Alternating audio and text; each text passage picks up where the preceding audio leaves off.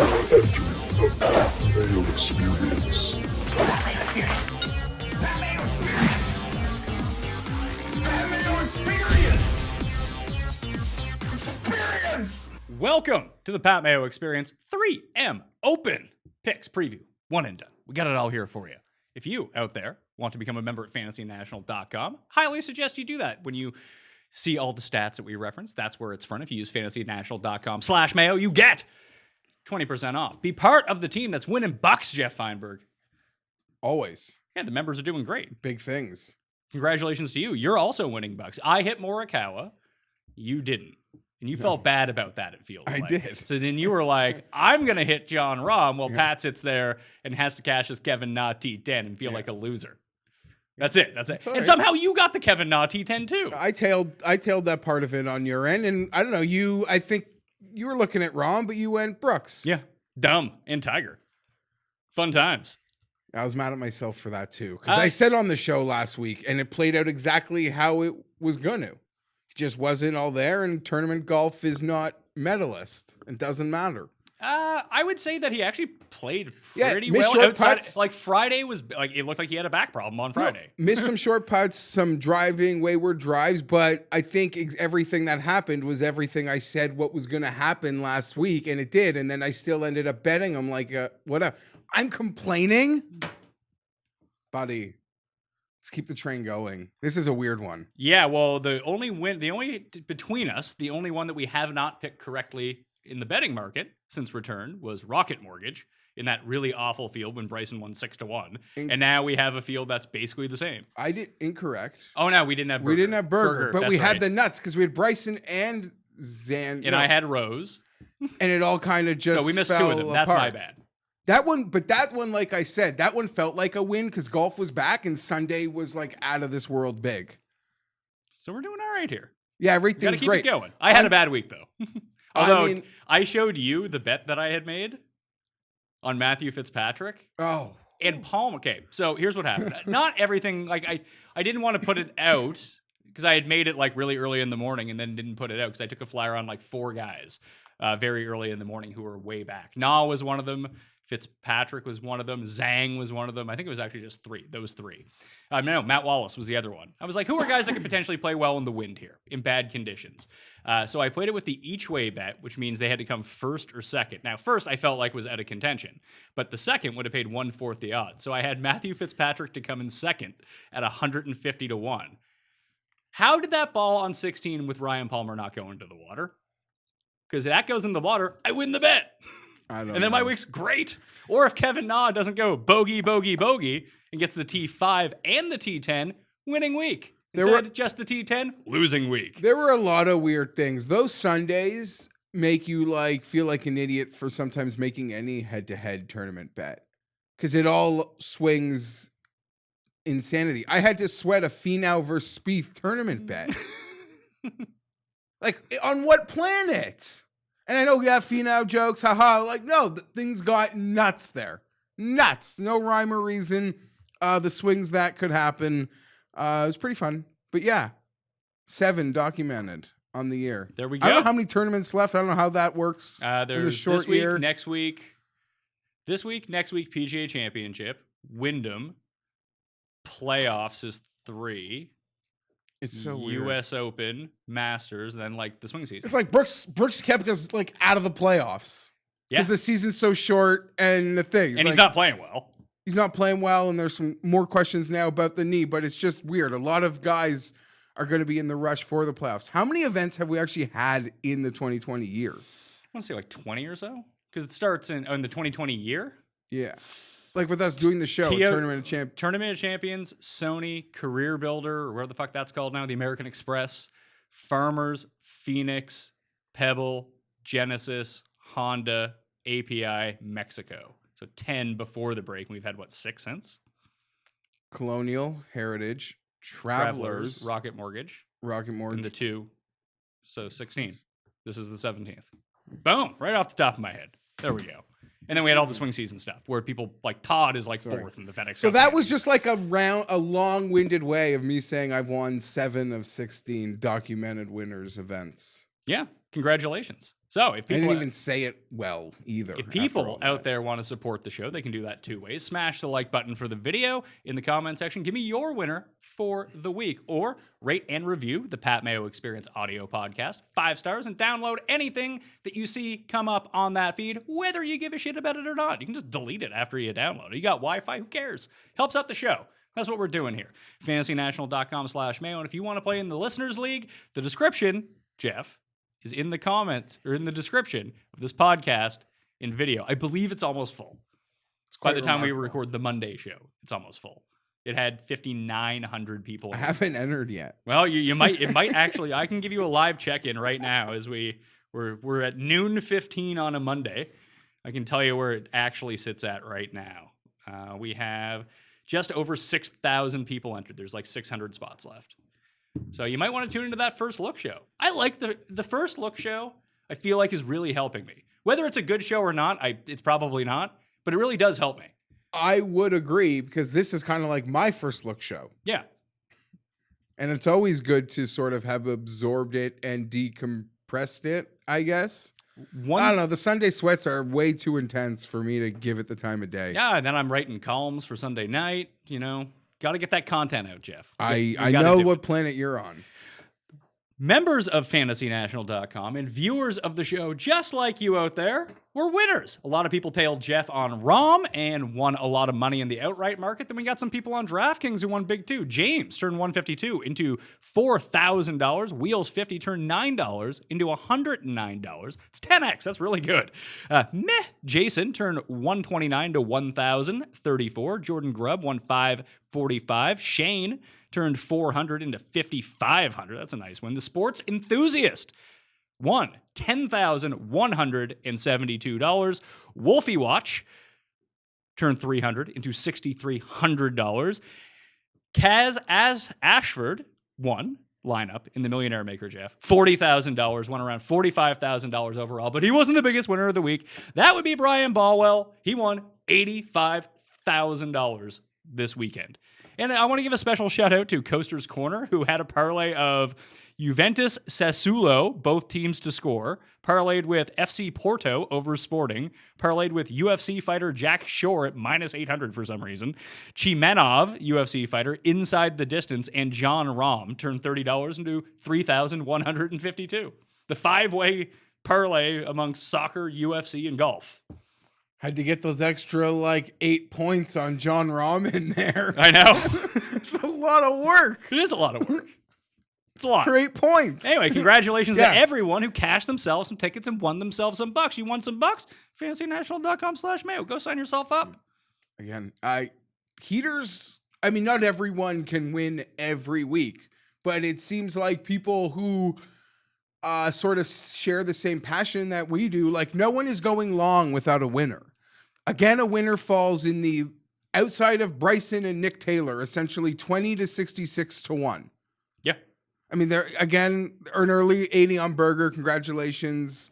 But that is sort of the hunting range. And I would even say since we've come back, besides Berger and Bryson, if you want to micro that down even a bit more, it's 20 to 40.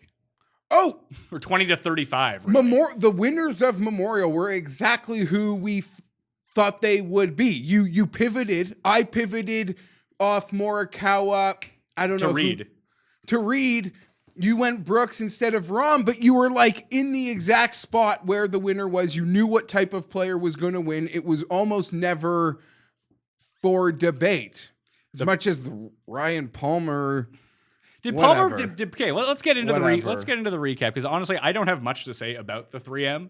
It's the shittiest field potentially of the year. It's worse than it's worse than the regular 3M field from last year. That's crazy. That takes work. Yeah, well, the big thing is this is the very clear bye week for people. I thought some extra players might go to Minneapolis and potentially skip the WGC so they don't test positive for COVID in Memphis, then not be able to play the PGA Championship. I was wrong about that. That is not what people are doing. Are people still going to Memphis? Yeah, I believe so. It seems like everyone's going to Memphis. I don't know if Vic's going to go. That's a long drive from Memphis to San Francisco. He's not missing the cut. No one misses the cut. Yeah, no, absolutely. I guess that makes sense. If you're an elite player, like I could go here, play well, skip a paycheck in Memphis, not risk that pre-COVID thing. The But it's for St. Jude's. That's one thing. And the PGA numbers on COVID are quite phenomenal, I guess, when compared to the rest of the American population. The PGA bubble is one of the safest places in America, it seems. It does seem that way, although Grayson Murray just tested positive. Whatever. But he's big. But that's the thing. Like, anytime that there is a positive test, you have to figure out who he's around. Like, you have to do the tracing on it, too. Now, He wasn't allowed last. Like, there's no way he played. Did he play either of them work days? yeah, he played Memorial last week, I believe. He played one of them. Forget which one. He said he's going home now. Unlikely he played the Invitational. Why? He's Grayson Murray. PGA Tour winner, Grayson Murray. He's going to take you to prom. He will. Actually, he did not play either one of them. The last thing he played was Rocket Mortgage. Exactly. So hopefully speedy recovery to Grayson Murray in this, but he has withdrawn from this week. Kokrak has also withdrawn from this week as of late. Like all the Canadians were like, pass. Connors withdrew. Hughes withdrew. I mentioned this on the Cut Sweat Show. Thank you, everyone, for leaving the reviews and tuning into the Cut Sweat Show. How many 90-foot putts does Mackenzie Hughes make a week? Honestly, you cut to Mackenzie Hughes. One a weekend. It feels like it's more than that. It's like cut to Mackenzie Hughes, who's a million yards away on the other side of the green. Oh, it's in. It's like, he is the most infuriating player to root against. He's the worst. I can't stand him. Good player. Go Canada, all that stuff. But I don't ever bet him. I never have him. And I need him to like fall down the leaderboard. It's like, oh, thank God, 35 feet for par. Like I'm writing in bogey. No, make. Every time. Fucking pisses me off. Gets me low, Jeff. Speaking of Mackenzie Hughes, our boy EP's hit 3 in a row. I know, EP's hot. Yeah.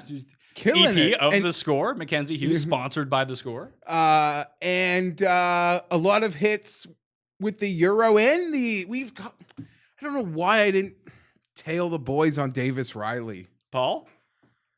I just want to add that Jeff won't say a bad thing about Mackenzie Hughes right now because he talked to his mom at Honda. Is that why? No, there's nothing. I have nothing. I didn't bet against him. I have no. I wasn't betting against him. I said other people on the leaderboard. I could have used Mackenzie Hughes to go away. I get it. Just like fucking Norlander, who all of a sudden learned how to putt. Mackenzie, it seems like, is hitting a bomb on TV a weekend. Like a ridiculous. Well, that's the only thing that can get him on TV is hitting like a 90-foot putt. No, but he's also, I will throw this out here, good at Nicklaus courses. Yeah, good for him. Played really well at Honda, played really well here. Maybe something to look at. Die in Nicklaus, the Mackenzie Hughes, like where you want to be with him. So a bunch of people hit all over the place. There was a big score by people in Europe at like 150 to 1 or Joel, he's Francais. He celebrated with a very long cigarette, you know? Huh? Maybe a nice bottle of wine.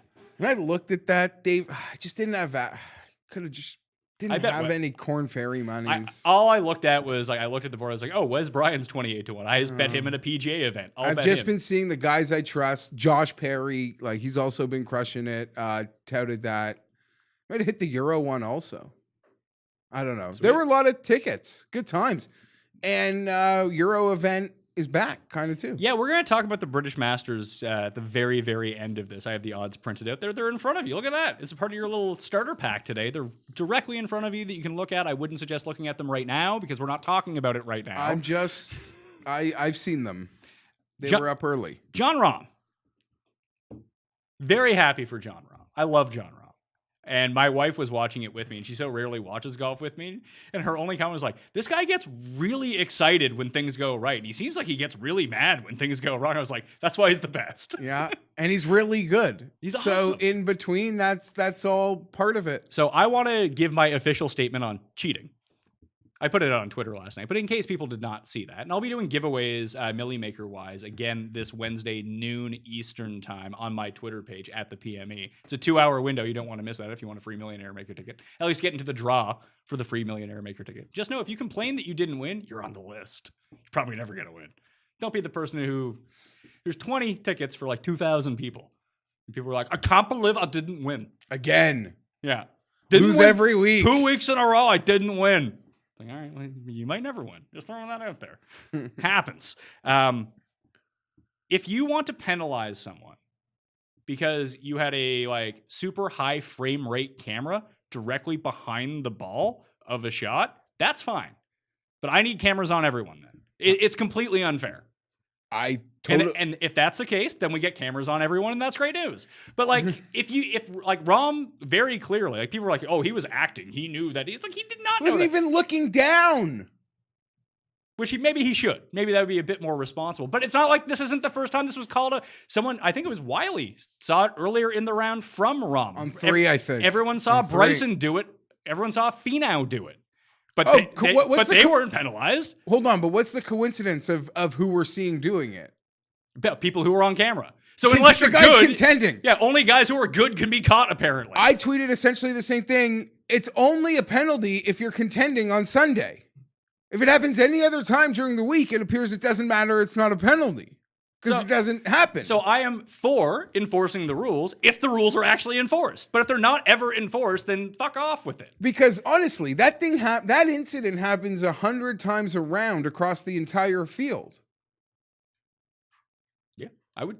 More, I mean, more, I don't know, but I'm guessing it does. How could it not? Especially with rough like that. And I don't even mean it like with ill intent. I just mean it happens. Yeah, shit happens. It's not like listen. He's not. Bryson was bright. I do what Bryson does. That's like but no one's counting my strokes. But yeah. And it's not like you're playing with one of my friends who, his ball is all of a sudden on a tee in the rough. Like, yeah. It's like, I found my ball. No, it's not. No, it's not Tim. It's just, he's never lost a ball in his life. Ever. It's never happened. Even when he goes in the water, it's like, no, that's it right there. Yeah. Okay. You were playing one of those like bright yellow balls. Now you just pulled out a Srixon. Like, what? No, I agree. And I agree with something else you said. This is my opinion. I believe stuff like that also deters casual fans. Bad for the game. Very bad for the game. Unless the lie is actually improved. Yeah, unless it's visible improvement, visible cheating. Especially, I think there has to be some sort of intent because a lot of people are like, "Whoa, Patrick Reed cheats all the time." So he probably does. No, that was that, and it looked like he was actively trying to cheat. It didn't look like Rahm was trying to cheat. Yeah. Now, the rule is the rule. I get that it's enforced. That rule is also not enforced yesterday if it doesn't mean anything, which it didn't. So they can enforce it. Listen. It was like the Dustin one at the U.S. Open. They weren't going to enforce that unless the penalty actually didn't mean anything. Rahm could just be a gentleman. He doesn't give a shit. Yeah. It's not like he shot a 59 and they made it a 61 or something. Although that penalty did swing money, bets. The Millionaire Maker outcome was flipped because of that penalty. And all those Ryan Palmer head-to-heads versus John Rahm were flipped because of that. So I made on Saturday. Yesterday I went betless. Just had to. Smart. I knew it was Ride going your to guys. be. You had 3 of the top 4 ride your guys. But sometimes golf starts at like 8 a.m. Guys don't tee off till 2, Pat. Like there's time, but I just like, no, like I don't need any of this. I had the not T10, T20s were enough for me. Saturday, I did make my big Finau Palmer bet, and I got a push because Palmer bogeyed 18. No. Yeah. He bogeyed 17. And 18 then. Did he? Yeah, he was out of position on 18. I thought he ended up making par because I needed him to drop to -5. He was at -7. No, he finished at -6. He parred 18. Oh. I needed him to par. I needed him to bogey all 3 of 16, 17. So I got and one 18. back because I was losing by 1 late, and I got one back somewhere. So he bogeyed 17 then? I don't know. Yeah, he bogeyed 17. Sorry. That was a sweat, which is annoying because Finau had his late Saturday meltdown and then had a full melt on... Tried to tell you on Sunday. Friday. No, whatever. About old Tony. I'll be back. I'll be back at 70 to 1. Are you back at 16 to 1? I'll be back at 70 to 1. Okay, that's fair. Like, that's completely fair. You had a guy in position at 70 to 1. I feel bad for some of our good friends who love, the each ways, especially on the other side of the pond. They get like 8 places that he just. Well, there was like, that, and crumbled. a lot of Willett people, lost his T20. Yeah, a lot of people had Willett T20. What happened to Dave? I pushed a Willett Bubba tournament head to head. Oh my god. Really? I thought we spoke about it on the show. I was mad Bubba made the cut on Friday. Had a great little Friday. Did Bubba end up Plus having 4. No, he didn't do anything. Oh yeah, because Willett doubled 18. Ah! That's right. Oh my god. I am happy with because people, I actually saw people throw this out here, and it's a very valid point, was that if this was the U.S. Open and the USGA had set up a course like this, people would complain, but everyone is now praising this setup. I get that. I was upset. Remember what I was saying to you Sunday morning? I thought it was, I understand a Sunday setup. I'm no fool. It's Sunday on the PGA Tour. Even the Muni that we're playing in Mini this week deserves a Sunday setup. But they took like a Sunday setup and put it on steroids. And I thought it was a fix, like a Truman Show fix to make a John Rahm dinner time meltdown. They almost got it, but I was not pleased. I thought it was intending. I thought if like 5 guys were within 2 shots of the lead, or if it was an actual real consistent leaderboard, that wouldn't have been the setup. But they needed to make a Truman Show, and I was not happy. I thought they went above and beyond. I thought that was a little, because the whole tournament played hard. It's not like yeah, but it wasn't even just the pins that really got to everyone on Sunday. Like, it was super fucking windy the entire day. That's what I mean. So why did they have to? I think the better question is, if they were so convinced that there was going to be bad weather, why didn't they fucking start the round earlier? Because they almost didn't get it in. They got lucky that weather delay didn't last any longer, because the weather was coming back in again. They almost didn't get it in, which would have been just horrendous. Especially for our content, because the odds wouldn't be out yet. It'd still be like going on. You guys are thinking of like Monday and bets. I'm like, we can't record a show. Do you know when that odds board comes out if this is a Monday playoff? Although it has nothing to do with next week. They just hold this field, you can't just price Dustin Brooks and everyone else. Yeah, you're absolutely right, but they take their sweet ass time. So, do you know who was very in favor of the penalty? And then he said the truest thing that I've ever heard. Well, Tim Anderson clearly was in favor of it. Oh, yeah, so as he was in our chat. But then he said, I would really like to be a PGA Tour rules official. He would be the best. Perfect. The best. Tim v. Bryson. Tim v. Reed. Tim wouldn't budge. Tim would not. Well, here's the sneaky thing. He would not cower. Here's the thing he about would not Tim. cower for a second. Tim might be bigger than Bryson. Like, Tim, sneaky tall. Like, Tim's a big dude. They might wear the same size shirt, but they'll wear it differently. A little bit differently, but Tim's like 6'3". Yeah. He's huge. Oh, yeah, they carry it in the rear almost equally, too. You got the big ass. Tim gets his big ass into those drives. Into that drive, I bet. He does hit the ball farther than anyone I know. God, Tim he would be so... that's like a reality show. Tim enforces rules. Tim tells Bryson DeChambeau he's lost 2 strokes. Would be the greatest thing ever. I think Bryson should fight the officials. I'm in on that. And I don't think it was, people were making a big deal about Bryson making the Phil Mickelson reference. Everyone remembers that shot. Phil in the mesh fence at API. I don't think that was an unfair. Was it Mexico? No, I think it was API. Oh. I don't think that was an unfair, like, random thing to like bring up. Like, oh, Phil gets treatment. I don't know. I would say that based on like Bryson's MO, I guarantee you he knows every rule.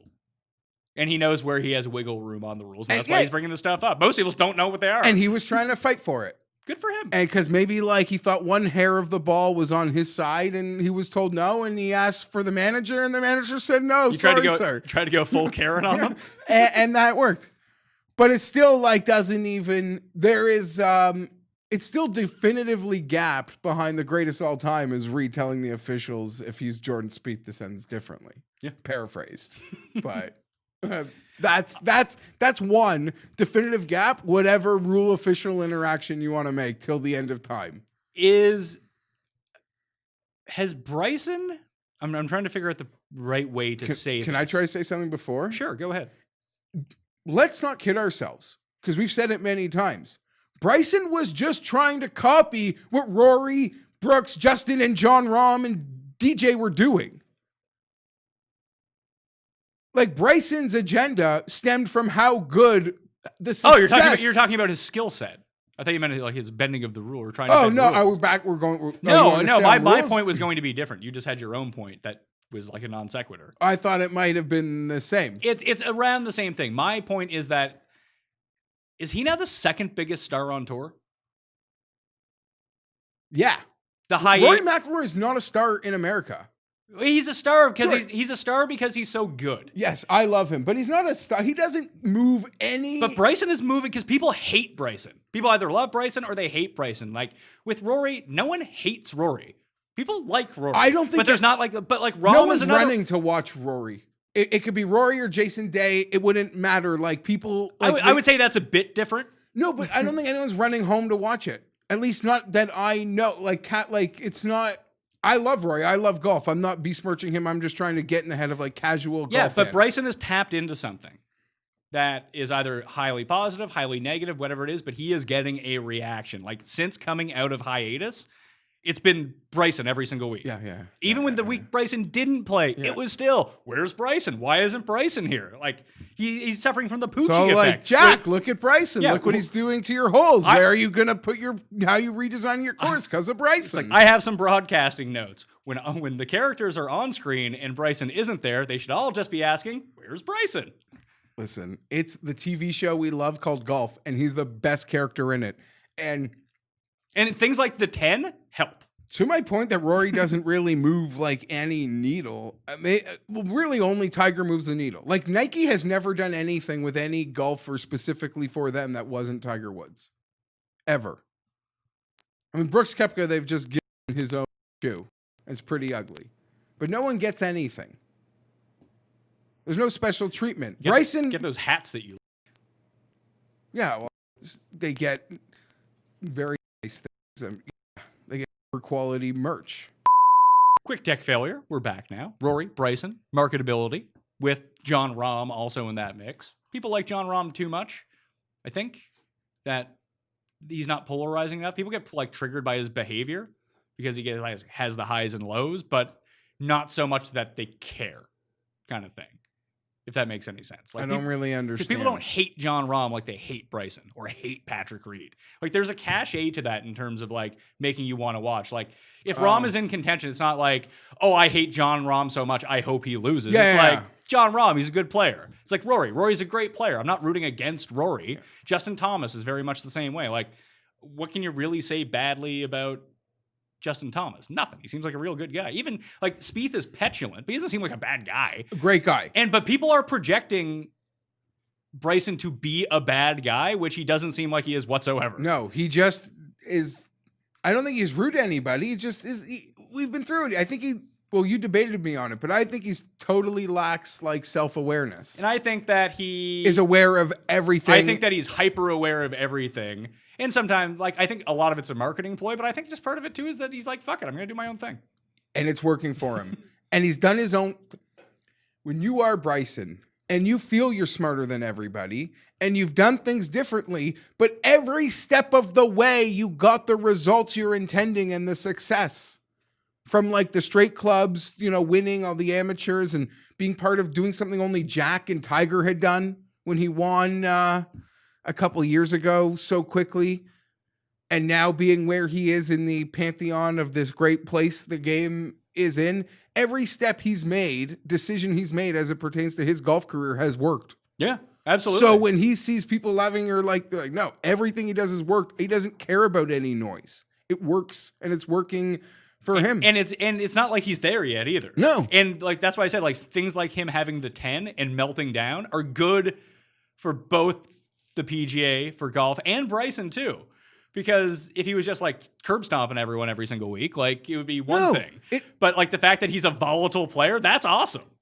Like that's fun to watch. It's intriguing for everyone, whether you root for or against him, because the big number could be coming. Rahm's kind of the same way in that way too. Like Rahm can make some big numbers. Absolutely. Justin Thomas makes very few like nines. Rory makes a ton of big numbers. He's got like that everything seems to be working or not working kind of vibe with a guy like that. John Rahm, like Finau would have better marketability if he was like kind of a jerk, because there's no reason not to like Tony Finau. You know what I mean? 100%. Everyone just kind of roots for him. Everyone likes him, but that's about the extent of it. Yeah, people don't have the same they feel about Bryson and Reed. They certainly don't have that towards John Rahm. But well before the weekend, it seemed like from go last week, I was finding myself in debating how, like with people, How good Rahm how is? good he is. in spite of the win, like that doesn't even change my opinion. Like really that much. I think that we hammer as down. crazy as that is. I think we say this a lot, but I feel like people don't hear us because apparently people listen to the show, select few, listen to it, yet they don't hear anything that comes out of it. Like when I say where the listeners league link is, despite the fact that it's in the same spot every single week. I say it off the top of the show. But it seems like people, quote unquote, can't close for two reasons. One, no one's Tiger. And people like just compare everyone to Tiger in their minds who closed at such an absurd rate. Like that's the difference between like Jack and Tiger when you look at like the longevity of everything. Tiger closed all these fucking things. Jack has so many second places.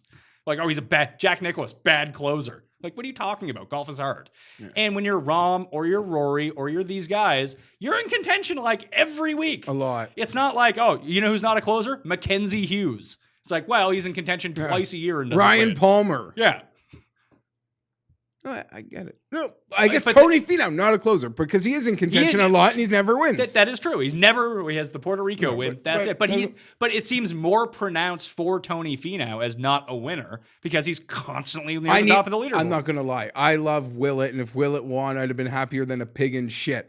But God forbid one of Rahm or Finau didn't win because I love them both, and both come with a, like, one of them was going to have to answer for being living up to their loser side narrative. But I don't even understand the Rahm thing. He has 10 wins now worldwide.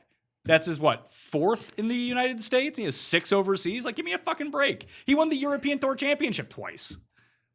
Like, give me a break on this. It's ridiculous. Doesn't he have 3, top 5s in I don't know. It's all going to come. Yeah, but no one cares. No one cares about a top 5 in majors unless your name is Ricky Fowler. Then it's the greatest achievement on earth to come top 5 in a major. Or when Finau did it, 3 times in the year. Sure. Big and little. I took it everywhere last week. Everywhere I went, I took that the number is insane, and to me, and I could be wrong, but I'm telling you, when we rediscover these two guys in a couple years, they are neck and neck. Justin Thomas and Jon Rahm. Like, to me, they are almost the same place. And hold on, can I finish, though? Yes, I'm sorry. I'm doing what you do to me. I would just like to say Rahm is currently a little behind, but he doesn't have the pedigree. He doesn't have the pedigree of having a grandfather PGA coach, a father who's a world-renowned PGA coach, a best friend who he saw win everything, even though he probably kicked his ass 85% of the time on the golf course. Like, there was a built-in matured process there that Rahm felt like, while he had the amateur dominance and while he went to Arizona State on the dominance, it kind of felt like a much more on the fly on his own. And maybe I'm wrong in perceiving that. Justin almost has maybe 50 more PGA starts than Jon Rahm, but I think they are literally equals in where this game stands. And I know Rahm has to win a couple bigger trophies for people to believe it. But talent, I don't have any doubts about both of Rahm and Justin and where they would rank. Well, Phil's brother was Rahm's coach at Arizona State, wasn't he? Yes. So it's not like he comes from nothing. The guy's good. Certainly doesn't. I would say that Rahm is more like evolutionary Bubba with his game. Like Bubba's. But when we with Bubba, what Bubba has and his skill set, Rahm seems like he's the better version of that. The case for Thomas is the better player, which I think Thomas is. I agree. Is that week to week he's just better. Like Rahm has. Is he though? Because yes. Doesn't Rahm's top 5, top 10 rates are almost the best in golf? He has a lot of spikes, but then when he's not coming inside the top 5, he's rarely non. But he rarely goes 3 events without that though. Sure, but neither is Justin Thomas. Again, I have them literally the same place. Maybe that's just my opinion. At least this morning I could say I might be right. The guy that people want to hype up as how come Patrick Cantlay doesn't get any of this backlash that Rahm does? For not closing. Rahm can't close. Rahm's not good, but Patrick Cantlay is the greatest player on earth. And Patrick Cantlay is great.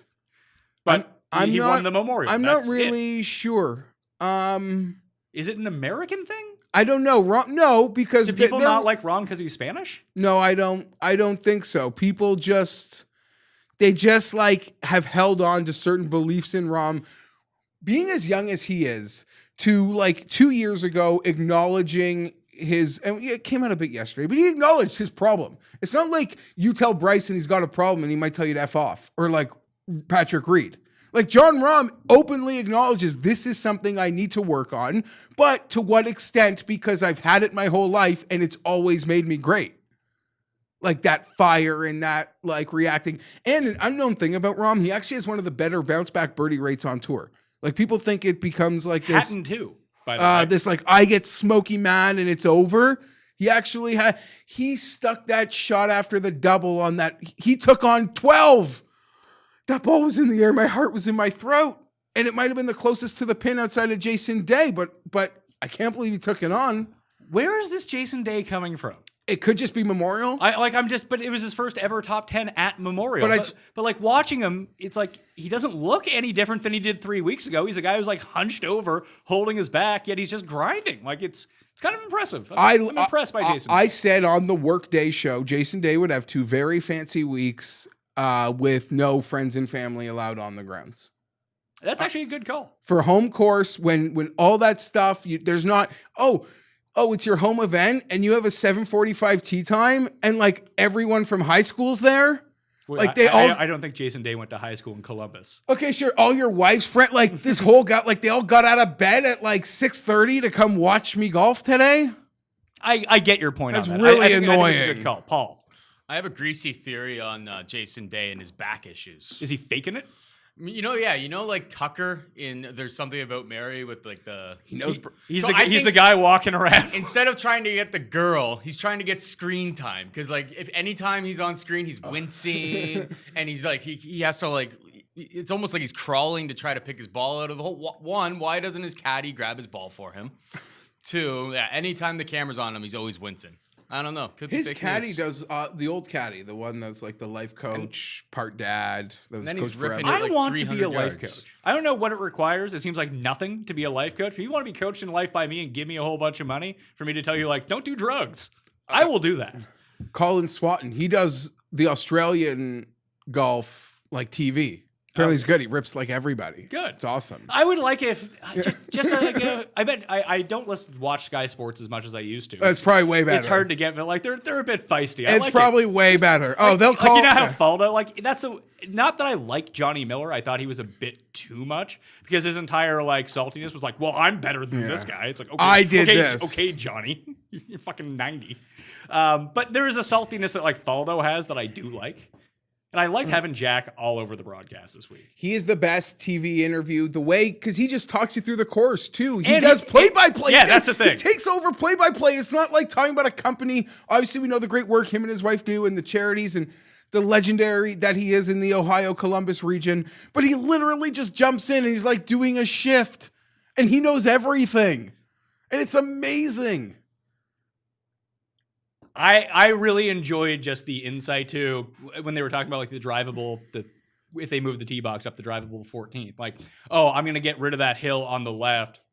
It's creating like an issue here. I'm gonna lower this tee box. Like that is I'm bouncing. awesome. I'm bouncing, thinking about like when Tiger, those sad days when he wasn't playing, but it was still like the Hero Challenge, and he would do his shifts like in booths at events that he was associated with.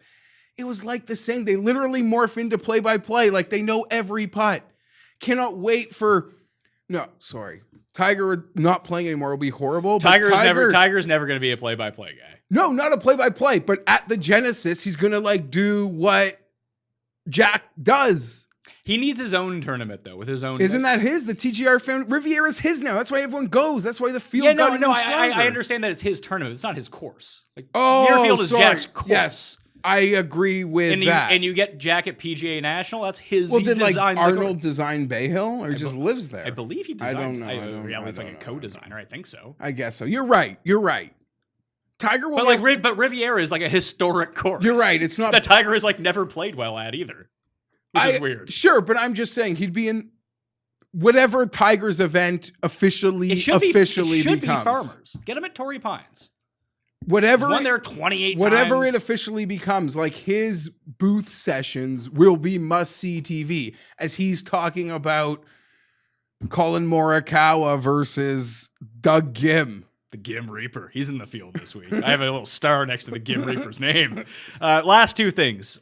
One, Matt Wallace at hard courses. Once he figures out how to hit his irons again, he's going to win. People, yeah. Like he's driving it well. He's putting really well. The around the green is really well. He cannot hit an iron right now. And that was never a problem for him.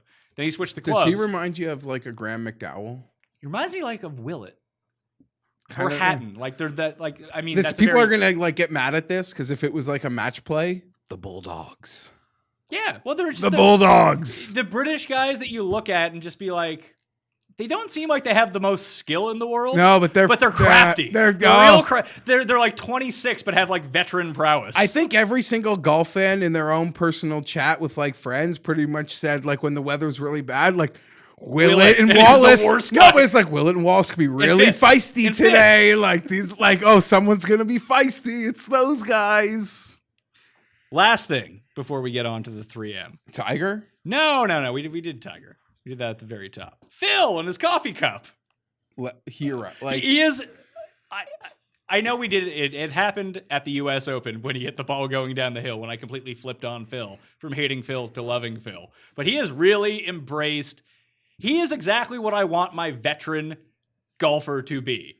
And like, I'm glad that he's on the PGA Tour live. He's the fucking most fun guy to watch out there. He's doing stupid shots. He's laying up on par threes. He's walking around with a branded he's coffee putting cup. from the fairway, then chipping And then from making par. Like, he seems to have a grasp on that he's not great anymore. But he'll have a run once or twice a year, it feels like, and that will be fun for Phil. But like, this is like just, he's doing what he can to keep up with being the most entertaining man on tour. We've been saying it, or maybe a little before, but he's literally living up to our calling of he's not in like a derogatory way, but almost the mascot of this new generation of PGA Tour. And putting his like Yeti cup 2 feet beside him on the green, like it's his Sunday in his backyard at his home muni, which I'm certain is no muni, is the content I need. Also, the internet trolling Brooks for his brand of dip is pretty jokes to me as someone that knows nothing about dip. As someone who started smoking to quit chewing tobacco ages ago. I just find that funny. That's the content I like. I think I've had probably 3 lippers over the past 15 years, and I think they've all been on the golf course. So it's a good time on a golf course. That's what you're into. 3M Open. Let's talk about this. 156 players, top 65, and ties make the cut. There's a DraftKings Millionaire Maker this week. I call this the easy version of PGA National. It's a ball strikers course. Like 3 of the top 7 guys last year didn't even gain a stroke putting. Wolf won, gaining less than a stroke. Morikawa was second, gaining less than a stroke. Like driving, irons, that's what you want here. You can be Denny McCarthy all you want, but if you can't hit an iron, like you're probably not going to climb up. You can't be a disaster on the greens, obviously. Par 71, 7,481 yards. This is the second year of this event. Bentgrass greens. Matthew Wolff broke our hearts because we had Bryson here last year at 16-1. It was a big bet. Big bet. I was there last year too. I got to scout the grounds. This is not a hard course, but the reason I call it the PGA National like light is because there's tons of water everywhere. I think only 5 holes don't have water. So like 1 or 2 bad shots and you can eject from this tournament. But it's not the same. It's nice to see you're on the show and just being on your phone. No, I'm looking. You were talking PGA National. I'm making a bet on a former PGA National winner. I don't at a actually big think that number. they have anything to do. I think just like I like this guy anyway. I was thinking about betting him, and you put something in my head. all right. I would say that the correlation that I've seen the most is from Rocket Mortgage to here, where the leaderboards are almost identical. But this is a weak field. Do you want to guess who I bet? PGA National in this field that you like. I mean, I don't. Deep dog that I bet. I was gonna say, 140 to 1. I doubt that you were going to roll the dice on Russell Henley at 33-1. I was going to say Keith Mitchell, but this is on Bentgrass, so big fade. Pardon? Big fade for Keith anytime he's not on Bermuda. Well, I bet Keith Mitchell. All right, well, he's the right type of player to play well at this course.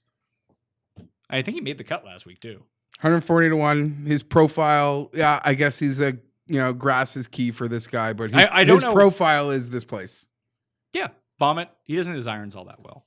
Like he's past, like on the run that he had when he won, he was like good for a few months. Like he has not been good.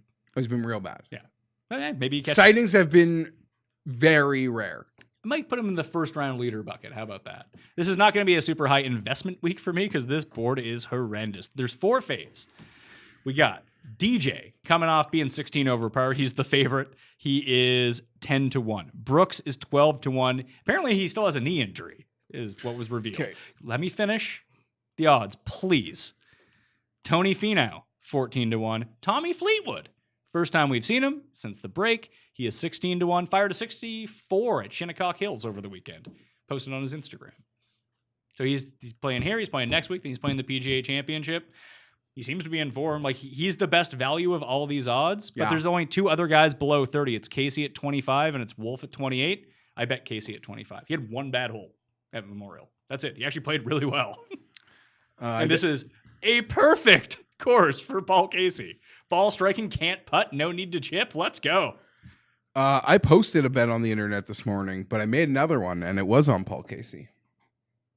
He's number one in my I modeling, think but he's always like number one. We spoke about it on the Cut Sweat show that this was a number I think we would both move on Paul Casey for. I do like of the under 20. Fleetwood would be my pick. Me too. If you wanted me to make a guy there. 16 first event back is tough. It's gone both ways with the guys with the first event kind of that didn't take some time off. But now there's some guys that have played like 3 or 4 or 5 maybe even in this field.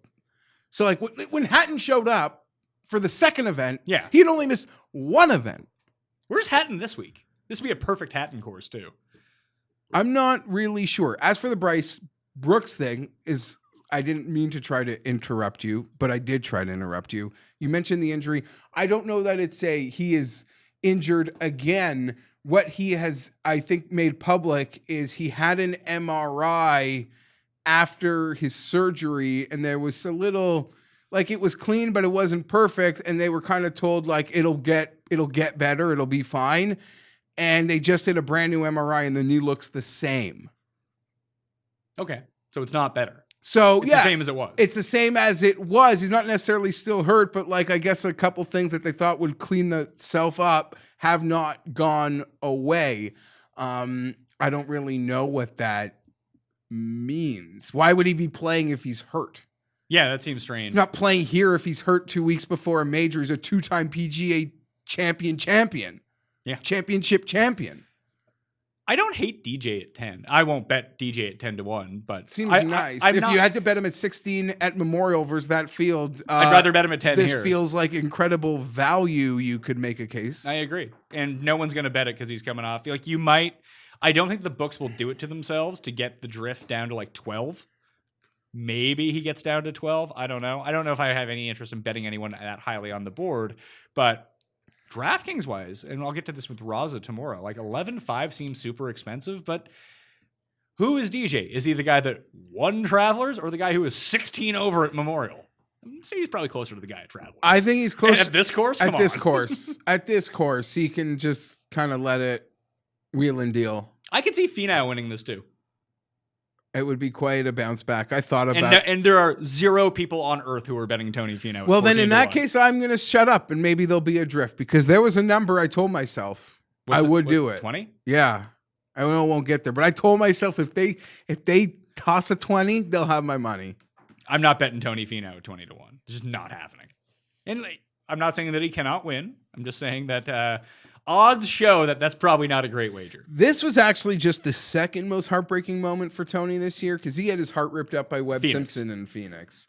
Webb hit a putt on but Webb ripped out his heart in Phoenix. Finau just fucked off on the. He got to 12 on Saturday, and he just took himself out of the tournament.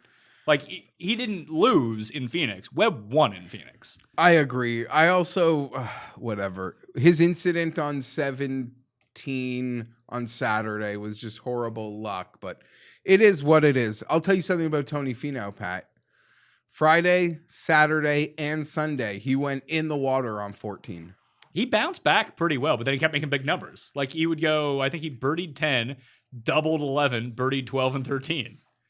Yeah, he threatened Matthew Fitzpatrick for like a moment yesterday. And I had to sweat a tournament head-to-head versus Spieth. It's really annoying when you got to go star the guy like who was +8 at one point. Yeah, like you got to star him because now we just got to keep track of how low I can go. Am I allowed to go? So many WDs from this. Like, Corey Connors was supposed to play in this field. He pulled out. Where would his odds be? 28-1? 30? He was still on some boards this morning. I saw like 35s, and I would have bet it. I would have bet the 35 too. Because Wolf is the only defending champ. Matthew Wolf, 28-1. Actually had a really nice weekend at Memorial. Wolf- I don't hate it, but I'd rather bet Casey at 25. Wolf strikes me as a guy that this might just be his event. Like Berger at St. Jude, start his little run. We spoke about this in comparing Hovland and Morikawa to Wolf. Is that Wolf is as good as those guys, just 1/3 of the time. Oh, not nearly as And consistent. you just don't know when he's going to show up. But when he shows up, he's in it. Oh, well, when his irons get hot, but then he can go to penal venues and not have nearly the type of success Victor and Morikawa can have because they're just such precision drivers of the golf ball. Or he can go to Memorial like last week and be by far the best out of all of them. Great. He was great. He played, he was with Na early in the week. Yeah, he had an amazing day during our Cut Sweat show. Yeah, he was 4 under on Friday. And then I think he ended up coming top 20. Good week for Wolf. He's someone whose putter gets really hot when it gets hot too. But Casey for me at 25, I don't like it, but this is where I'm at. Next range, unless you got anything else to say. You want to talk about these guys here. Bubba, 33. Tim's one and done, by the way. Bubba Watson. Russell Henley, 33-1. Harris English, 35-1. Same as Lucas Glover. EVR, Eric Van Rooyen, 40-1. Doc Redman, 45-1. Brendan Todd was originally in this field. He is withdrawn since we've started the show. He was 50-1. Mr. Burns, 50. Straka, 50. List, 50. Rogers, 55. Norlander, 55. Harmon, 55. That's your 30-60. I have 2 bets from in here already. Like the rest of the world, I bet Eric Van Rooyen. A lot of people got a better number. They got him at 55 or 50. I got him at 40 because that's the best number I could get. I see he's at 30, 33 sometimes. Everyone has bet him. He's definitely not winning. Not winning. But I've already bet him. But Doc Redman, 45-1. I saw 55 out there too. Not for anything that I can use, but I saw it out there for books that people have. I believe DraftKings Sportsbook has him at 55-1. I bet him at 45. No each way on it, just Doc Redman, 45-1. You know, he lost 6 strokes putting in 2 rounds last week and still finished with over 3 strokes ball striking. This is a great course for him, I think. I thought about a lot of, yes. It actually has a lot of similarities to where he's played well in the past, and the field suits a guy in a bet like that. Yep. I don't see a problem with that. You could talk me into Henley, who's playing great. I don't like 33-1. You could talk me into Glover, who's playing great. I don't like 35-1. Yeah, You know but whole even English, I don't want to swallow it. Henley would be the one I'd be most likely to swallow, but no. EVR I'm in on. Minnesota Golden Gopher. Can make a lot of birdies. That's the thing. Makes a lot of birdies when he gets going. And was one of the better ball strikers. 5th tee to green at Memorial. 2nd in approach to John Rahm at Memorial. But let me ask you he had a about good week. What about 50-1 on the second best golfer in the world? Sam Burns. Brendan Todd. I just told you he withdrew. You're like those people that don't listen to where the listeners' league link is. No, when we're talking about the odds, my head starts spinning. You're saying guys I like. I'm comparing it with what the hamsters are just working hard. It's funny because we got the reveal of this field on the Cut Sweat show, and we kind of nailed a lot of these guys. I'm surprised Norlander. I don't want to bet Norlander at 55, but I'm shocked he's 55. You could have put him at 40 and people would have bet him. I think coming off 2 really good, coming off 4 really good weeks in a row. Honestly, he's transforming into a really good player. Not for me, Straka, although he had a disastrous Sunday at Memorial, whatever. A lot of people played very This course might be too easy for guys that played well at Memorial. As a joke. But List at 50? Come on. I love me some Luke List, but let's get. There's not a huge difference, honestly. Okay, if Brooks and Dustin aren't here. Do they even have the tournament? I'm just saying, if Brooks and Dustin aren't here, what number is Luke List? Because he was 16-1 to win wasn't he 16-1 to win that Korn Ferry Players? That he won. And that would essentially be kind of like this. Yeah. I'm not condoning I know it's a hard pill to swallow. I don't think the number is crazy for where his game is at in this field. Well, I mean, where his game is at. He had a good week last week. He won on the Korn Ferry Tour, and sandwich in between were just fucking regular Luke List awful performances. That sounds like Luke List with a win and some confidence and some can free wheel his time on tour. I followed around Luke List at this venue last year. Didn't go well. It wasn't great. I just don't see a whole, like, Bubba is a weird, like, Bubba's on an island by himself. He actually played really well at Memorial. He was like 6 over after day one. He could tear this place up. But he's a hard outright bet, honestly, at courses where he's never won. Especially when you're not getting like, because sometimes you'll get the inflated Bubba price where he's like, oh, he's 60-1. But he's probably undervalued here. Like he probably should be like 28 with Wolf. Why should he be shorter than, like people will say, why are you betting Paul Casey? Bubba Watson's 33-1. And I can't really argue it. I just like Paul Casey. I just like the skill set of Paul Casey for this course, like driving, irons. Bubba can take this place apart if he like is in that space. I agree with you. And he's been in a great little space since they've come back. I think he's just been RVing with the family. Maybe, but he played well last week, but missed the cut 3 weeks in a row for the first time in his career the 3 weeks before that. Okay. So, and he was purifying himself in the waters of Lake Minnetonka last night on Instagram. So that was huge. I like Bubba this week. I'm not in on it. I'd rather bet Casey, which is probably just as equally as bad of a bet, but I just don't see. Here's the thing that I want to say. Bubba's an outlier in the situation, but you go from Russell Henley at 33-1 to Jason Duffner at 125-1. I don't see a whole lot of difference between these players. Do you? There's a couple guys I'll give a little respect to, but they got high numbers, so the books don't. It seems like I want to bet Sam Burns this week. I like Sam Burns this week. I like Seb Straka this week. I like Norlander this week. But I don't like them 3 times as much as someone like the 150-1 guys. So like I said, Redmond and Van Rooyen, I'm in on them along with Paul Casey, and that's kind of it for me. Is there anyone else in this 30-60 you want to talk about?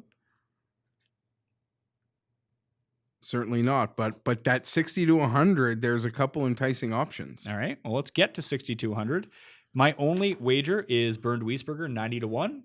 He had a bad week last week. It was his first week over from Austria. He's still a top 30 player in the world, and he is being priced behind Christoph Ventura. I like that pick a lot. It has nothing to do with... It's kind of works.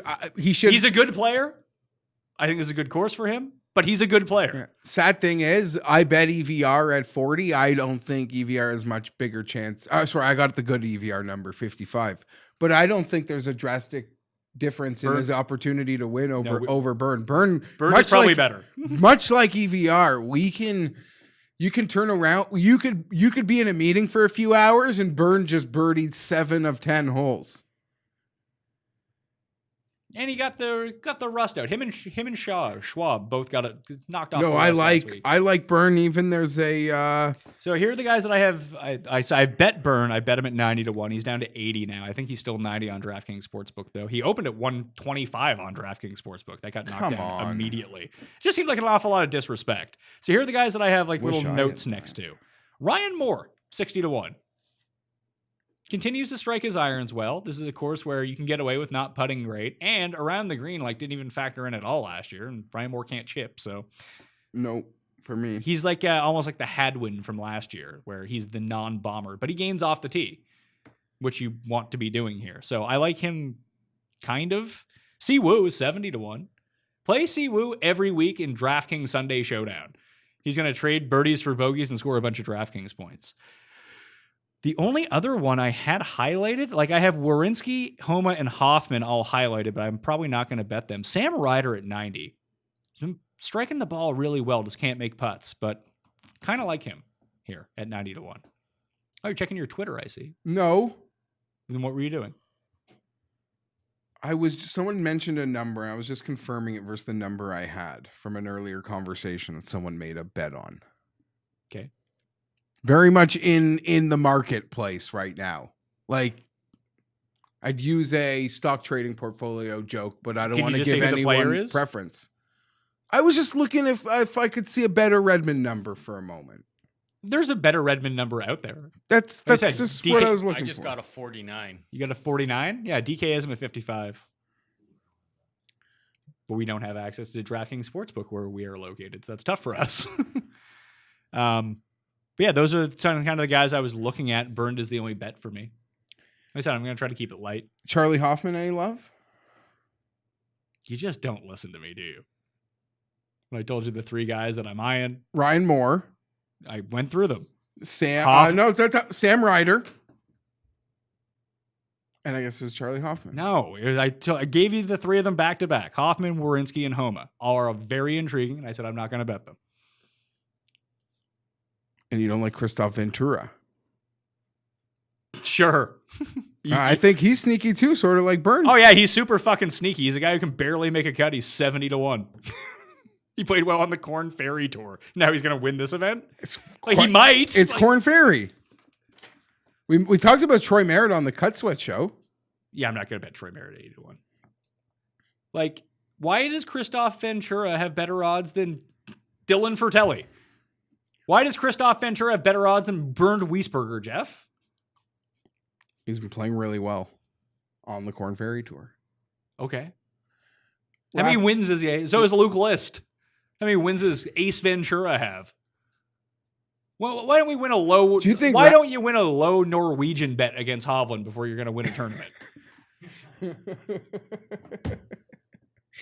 What about I'm a sucker for Rafa. He's been horrible. I told you the guys I liked. You make the case for the other guys. Rafa's just been horrible. That sounds like a good bet. No, that's just the problem. I love the number. I love Rafa. I've bet him in much better, worse situations at shorter numbers, I feel. He has a decent track record in Memphis. You might want to keep an eye on that for next week. I don't even know if he qualifies for WGCs anymore. He probably doesn't, Pat. Wonder where he's at. Where's he at in the world now?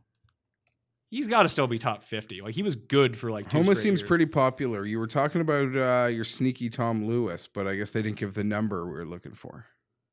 You're referencing a show most people didn't watch. I'm referencing... You're pulling a Tim here by talking about a show that happened like 4 days ago and assuming everyone saw that. It doesn't matter. It's not like they're missing any part of the information. No, but you just said you were talking about Tom Lewis. I have not brought up his name on this show. You mentioned him as a guy you were intrigued about. I'm saying this number disappointed you. Or Yeah. you just don't care about him because he hasn't been playing well. Probably more the reason. I don't like the odds on any of these guys. Like I said, like Pat Perez, 111-1. Rather bet him than Tom Lewis at 70-1. Not that I even like Pat Perez, but like, what are we doing here?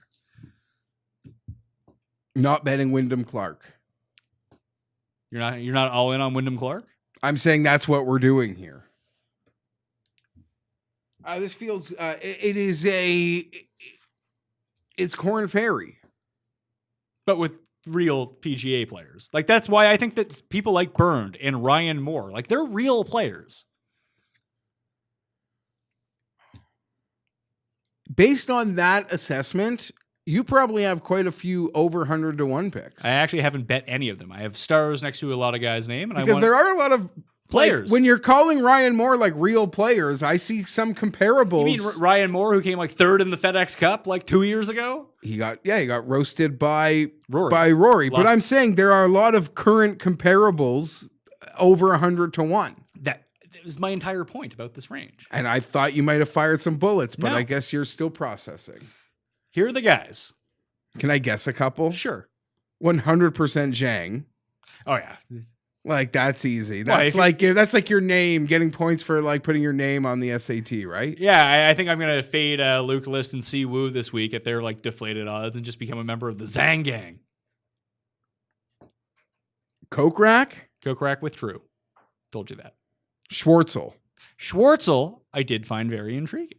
Someone who had been playing really well with his irons before getting to Muirfield Village, and someone who couldn't drive the ball for shit before getting. Then it like flipped when he got there. He drove the ball really well, couldn't hit an iron. I don't mind this track for him. I actually saw a piece on him. He thinks he's really, really close, despite the lack of results. But he's literally the type of guy that you feel like it could kind of just flip for. I agree. Because he got hurt. So once he's back all the way, like he was a really good player. We'll see if he can do that again. Rafa's number 52 in the world now, by the way. He's behind Papashugo. But number 52 in this field is like the 6th best player. Yeah, the best players in this field are, you have number 4, Dustin Johnson, number 6, Brooks Koepka, number 12, Tommy Fleetwood, number 17, Tony Finau, number 27, Paul Casey, number 29, Bernd Wiesberger, and then you're hurting. Van Rooyen, 43, Rafa, 52. I mean, I don't know if Victor Perez is playing. He's actually higher than him, but Victor Perez should be playing. Matthew Wolff, 55. Bubba Watson, 59. Jordan Spieth is number 60 in the rankings now. Down from what, 62? Up from 60. That's what I meant. Up from 61, actually. Good I for actually him. was pretty impressed with Jordan Spieth last week. I think at tracks where it's hard to go low, I think he's going to continue to linger. Like U.S. Open. Quantify linger, though, because Like top did you 10. say he lingered last week? Yeah, I'd say he, Okay. like by the end of the No. week, what did he finish? Like 9th or something? He was +1 or 2, I think. So that was he finished T13. Yeah. Like, Nice. and even last year when he was playing like shit, they went to the PGA Championship and when he was like 5th or Listen, something. he had a round on Friday. He does the things that it's incredible how well he scores despite the positions he finds himself in. I don't know whether he's making less easy birdies, or it's the big numbers or just too many squares, but he gives everything back. So here are the full He makes an eagle, and I'm certain it's coming back. Yeah, oh yeah.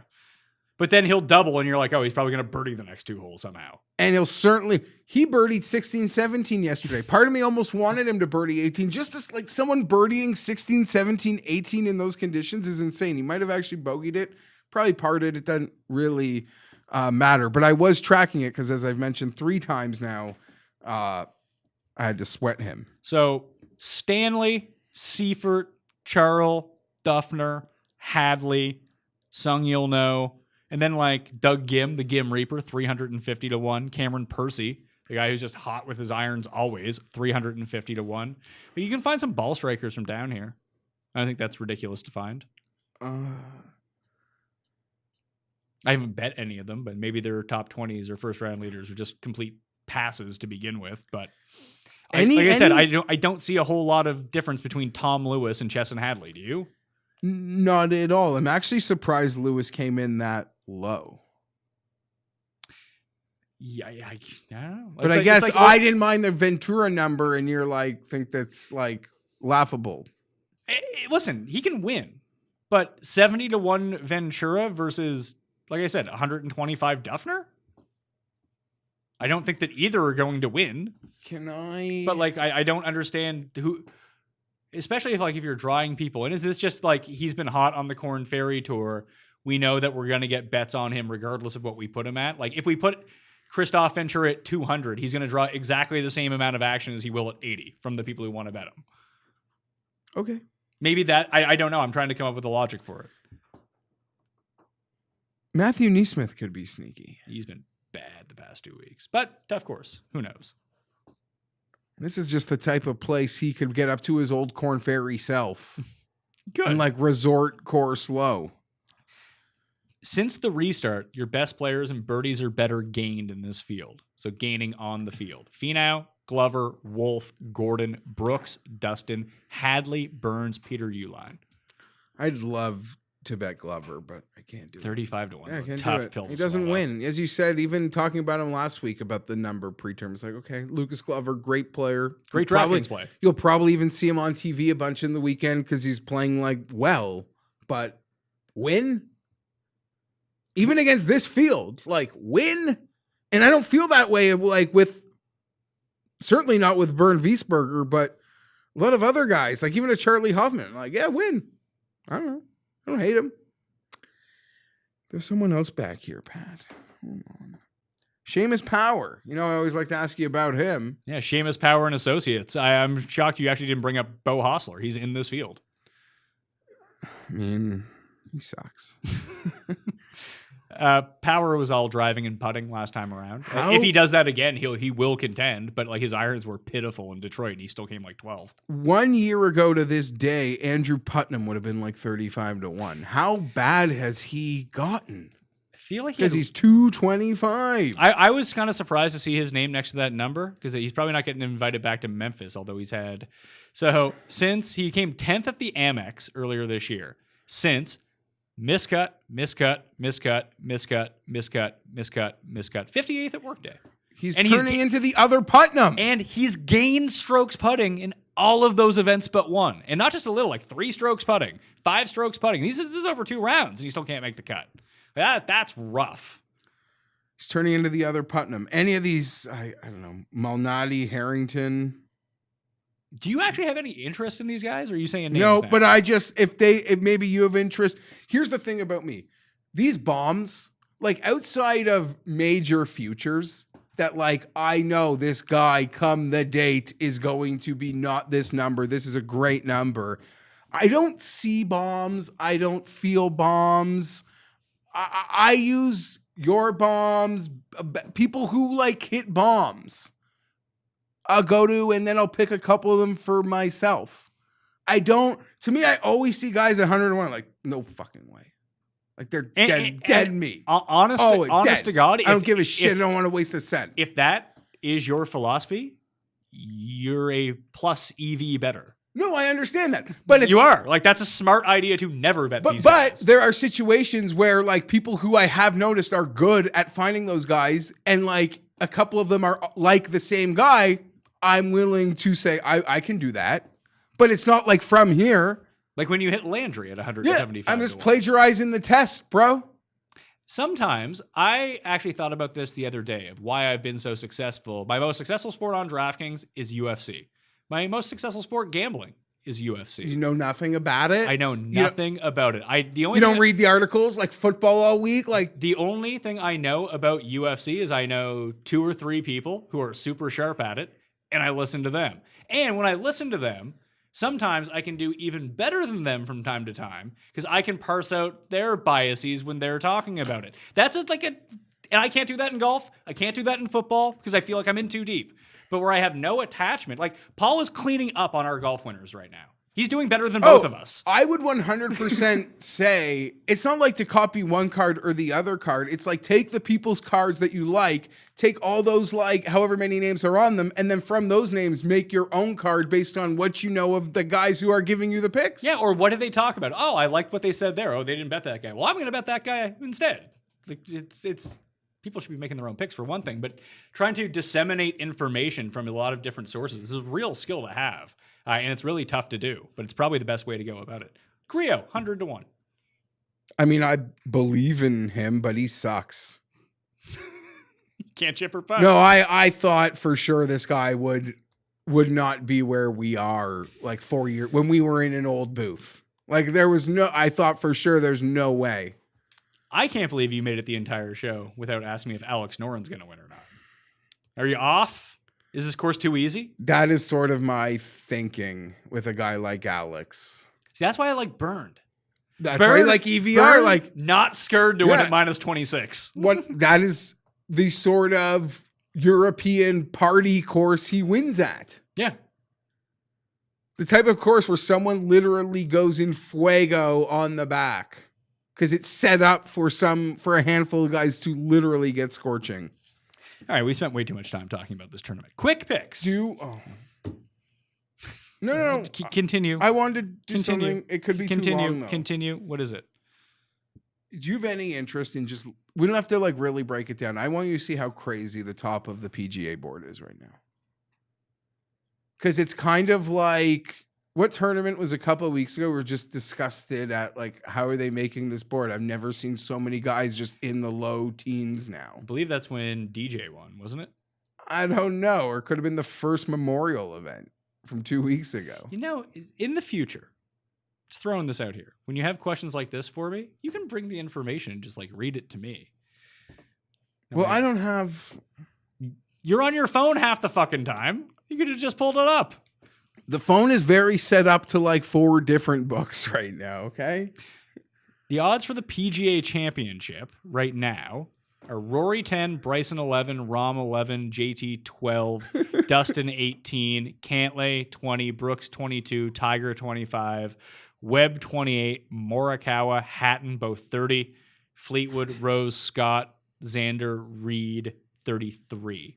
But this isn't dissimilar to all basically like when you see Masters futures. Like these odds change so much from that Sunday before to the Monday afternoon right after. That's why we don't do the show on Sunday nights anymore, because the better odds are the next day. No, but I'm just saying. You'd be crazy to bet any of these guys at the top right now. You're going to get a better number. Of course. And the books will realize golf's been great. We've taken so much golf money, and that's going to be like a peak of a volcano in this post restart kind of, right? A major week when golf has done such a great job in this space, sort of addicting new fans.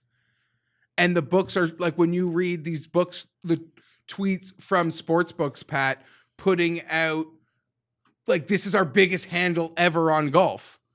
And they're talking about majors for like, they're talking about events that include majors in years past. And they're taking bigger handles on the Travelers than they were on majors last year. When you're the only thing to bet and you don't even show your stuff on TV, you might as well go for it. So I'm just saying the hopefully where the space is, where the legalization of things are now, the ultra competitiveness of the books will hopefully be on full display. I can only hope come 2 weeks from now. I wonder, I haven't seen the field list for the WGC yet because it's not out, but Scott and Stenson, you think we see them? Adam Scott is the only player in the world who could parachute out of the airplane and I might think could win. He could win the PGA Championship. That's what I mean. That's what he might do. But you think we see Stenson at WGC? Don't we have to? I don't think we have to. We've been talking about this. We were like, where's Fleetwood? Where's Stenson? Where's Scott? One guy that we just didn't even mention that is a part of that mix that we also haven't seen, just everyone always forgets about him? Remind me. Molinari. He's kind of lost. He just moved to LA, I think. I think he moved his family from London to California. Maybe he's just been playing Harding Park this entire time. I'm going to get my second major. I mean, Rahm was short before because everyone knows his affinity for a hard California golf just California golf, bet John Rahm. Like, top 5 at least. Without the win last week, like let's say you played not even good at Memorial, like made the cut, played fine, but had like... I hope he sucks next week. No, sure. I really do. No, are you talking about the PGA? WGC. Well, my point being is I think Harding Park, there would have been no break on John Rahm regardless. No, I even if he plays poorly next week, I don't think that we'll get a break, but I want to use him on DraftKings, and I think his DraftKings ownership will go low if he's like +7 at Memphis or something. Okay, maybe. My just point being is even if John Rahm didn't win and contend last week, it seemed like the books were well on to like this course is... everything John Rahm does do we is know Harding Park. What do we know about Harding Park? And like what it looks like now versus when we saw it. That's all I know is the match play. Yeah, I doubt it's going to be a similar setup. Like you set up a match play course much differently than you would set up like a PGA Championship. It was in May, the match play? It was before the date change. It was also like 5 years ago. I only know it was the same weekend as Mayweather Pacquiao. Yeah. So it's just like a familiar night. Yeah, like Rory, Casey, Willett, Woodland, Furyk. I could see like a lot of the same sort of accuracy guys that did really well this week, like just by and large, could do really well at like the Furyks of the world. Who were the other? Stricker? Yeah, Stricker finished better, but Are you like talking about Stu Cink? What are we talking about here? Like Fitzpatrick, like that type of player that's pretty accurate off the tee, kind of short but good with their irons. EVR. Anyway, that's I haven't. Hatton. Well, Hatton's 30-1. You're gonna bet Hatton 30-1 to win the PGA Championship? No. But that is a perfect example of someone who's 30-1 at the moment, and then by Monday of the 60-1 the Monday. Yeah, they're not taking a cent on Terrell Hatton at 30-1. We have 2 bets for the PGA Championship in Victor Hovland 125-1 and Sung Jae Im 140-1. Yeah, those are the bombs I know. Those are the only bombs I know. That was a bet on them being good this year, and they've both been good this year. Although Sung Jae is dipping back down again. He's got to figure. Still a good number. He'll be. I don't want to say he'll be fine, but quick picks. Taking a couple of weeks off. Quick picks for the 3M Open: Casey, EVR, Redman, Bernd Wiesberger. Those are my 4 right now. You can tune in on Wednesday to find out if I have added anyone to that card, but Have my doubts, Jeff. Have my doubts that I'm going to be adding anyone else. Very light week for me. How about you? A lot of similar names, Pat. Casey, EVR, Wiesberger are the only bets. Oh, I lied. I bet Keith Mitchell. That was during the show. One and done picks of the week. I won last week with Tiger Woods, which is really pathetic considering he had $30,000 worth of earnings. I'm taking Paul Casey. Cust is taking Bubba Watson. I've written in your pick, but you haven't made one yet, but I'm going to assume it's the same person that I picked for you. Sure, give it to me. I don't care. Give me your pick. Yeah, I could have who you give me. EVR? Yeah, that's who I had written in. Okay. So there we go. I even printed you out the sheet and everything. I know. With all the names on That's it. what I was going to pick. If you didn't go Casey, I would have gone Casey. But in this sort of situation, such a crapshoot field, I'm going to pick someone who I am betting. I'm very excited for Paul Casey to somehow lead the field in birdies, yet somehow miss the cut. That's my projection for Paul Casey. He's going to have like birdie 16 of 18 holes, but those other 2 holes going to be like 20 over par, into the water 8 times on a hole or something. I wish, I don't know. I'd love for Fleetwood or Finau to win. I'd really like for Fleetwood to win. I want to see him play well. We got him at the U.S. Open. Would you be interested in him at the PGA? Maybe. I want to see how he plays. Like, what's his number now? 30? I think you just said it. It was with Xander. Yeah. What were they? 33. 33. With Reed and Xander? I think? Fleetwood, Rose, Scott, Xander, Reed. 33-1. That's where he should be. Guy hasn't fucking played. Very quickly, British Masters. Do you have any interest in these guys? I'm going to do my research. I'm going to read up Axis's stuff. Arnis, Minwoo Lee. I mean, those are just the names 2 guys I'm drawn to every time you'll show me one of these boards. The favorites are Westwood is 9-1. I know this is his tournament. That seems short though. Detry 14, Klinholt 28, Pepperell 28. Is Pepperell like bad now? Why is he only 28? Should we bet Ryan or Eddie Pepperell 28-1? Jordan Smith might be a decent number. Jordan L. Smith. Ross Fisher? I don't know what any of these guys have been doing. I couldn't tell you. I don't think they've been playing. Well, Mark Warren won at like 250-1. Yeah, and that's why he's 45-1 now. Malk with a C. Oh, you know who's playing, Pat? Robert Rock. I saw that. No, let me find him. Should be a surprise. Is it Eddie Molinari? Because he is playing. No, 55-1. The boys are excited. Oh, Beef? No, well, he's also playing Guido. Oh, Guido's back? Yeah. Oh, Jeff probably just blindly bet Guido. Let's go. Let's get him into a WGC. Let's get him on the PGA Tour. Please. Like, why can't he be playing in the 3M Open? There'd be people far more excited than us. Xander Lombard, 55-1. I don't know if this is just like a bomb paradise. I know nothing about this. Or you have South African Spieth. This is normally like a very prestigious event where it's like there'd be a host. Westwood must be the host. He is the host. Kind of feel bad. This normally the the host is able to influence like all those English guys. All the English guys want to play the PGA Championship, so they need to be over. Yeah. No, scheduling is just an animal right now. Do you think Tiger plays St. Jude? Did you see his post-round interview yesterday? No. Amanda tried to ask, and he's like, he's kind of felt like it's still deciding. I'm going to say no. Do you have any interest in his abilities at Harding Park? I do. I don't know that his number, even without playing, would get better than the number you mentioned. 25? He was just 28. And that was a non-major in a weaker field. This is a major, and this is Tiger Woods. Maybe. We'll see. I want to... Oh, yeah. You're not needing to rush it. But like, I'm really bad at betting strong field events anyway, so I just kind of roll. Maybe I'll just roll the dice with my 2 bombs. See how it goes. Maybe hit something in play. Could be my route for the week. Anyway, that will do it on the Pat Mayo Experience. G Fienberg 17 on Twitter for Geoff Fienberg's Twitter. I'm doing giveaways on mine Wednesday at noon Eastern time at the PME. It'll run from noon to 2 p.m. Eastern time. That's the only window. So when you reply to me at like 8 p.m. being like, how come I didn't win? I did not even enter until now. It's probably why, because you can't read or don't read. And hopefully it's the don't read and that you can't read. You're an adult. Come on now. Anyway, fantasynational.com/Mayo to become a member. 20% off. DraftKings show Tuesday with Ben Raza. live chat on Wednesday. I just don't know. Do you think there's going to be any interest? There seems to be very little interest in this event.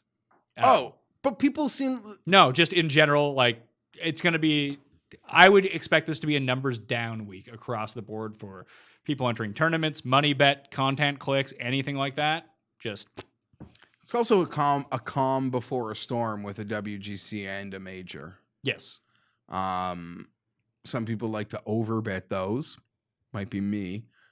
So yeah, this is a week to maybe rein it in, but there's numbers and there's money to be made. Yeah, they all count the same. They all count the same. Anyway, I'm Pat Mayo. Twitter, Facebook, Instagram at the PME. Sub to the Pat Mayo Experience audio podcast. Rate and review 5 stars, please. Remember to smash the like button and give me your winner in the comment section of this video. Check out my write-up on dknation.com. The cheat sheet will be up there later on this week after I do that show. Anyway, there's a lot going on. Anyway, just keep saying anyway. I don't know what the fuck's wrong with me. Long weekend, folks, especially when you lose a lot of money. I'm Pat Mayo. Thank you all for watching. I'll see you next time. Pat Mayo Experience! Experience!